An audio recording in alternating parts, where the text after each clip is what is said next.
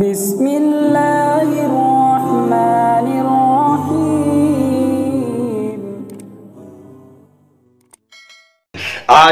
آج ہم لوگ ایک وفد لے کر جناب یوگی صاحب سے ملے، اور اسی لیے ملے کہ جس زمین کے بارے میں بات کہی ہے سپریم کورٹ نے، وہ زمین مہیا کی جائے، مسلم آبادی میں مہیا کی جائے، جہاں عظیم الشان مسجد قائم کی جائے، جہاں ایک اسلامک یونیورسٹی بنائی جائے، جہاں کے ذریعے سے ہم پورے ملک کو نہیں پوری دنیا کو پیغام دیں۔ اور اجودھیا ایک طرف اگر پیغام دے گا ویدوں کا یا گیتا کا، تو ہم پیغام دیں گے قرآن کا، سنت رسول کا، اسلام کا، شریعت حقہ کا۔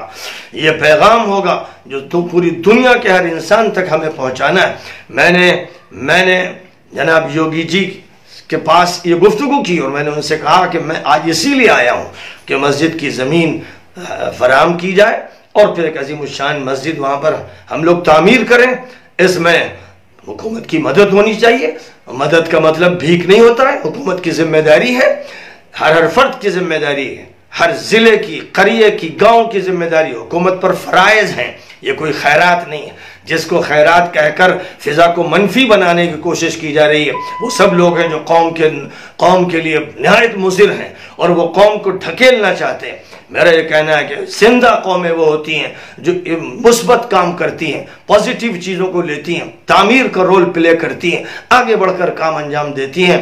اور اس لیے میں دعوت دیتا ہوں سب کو کہ اب مسجد بنانے کی فکر میں لگ جائیں کہ اللہ کا گھر بنانا ہے، اور اذان بلند کرنا ہے، اور اجودھیا ہی میں ایک مرکز توحید قائم کرنا ہے، جہاں سے قرآن کی صدا لگانا ہے، اور ایک اچھا ادارہ قائم کرنا ہے، وہاں کے بچوں کی تعلیم کا بہترین انتظام کرنا ہے۔ مسجد صرف مسجد نہیں ہوگی، مسجد نبوی کے نمونے پر اعلیٰ تعلیم گاہ بھی ہوگی۔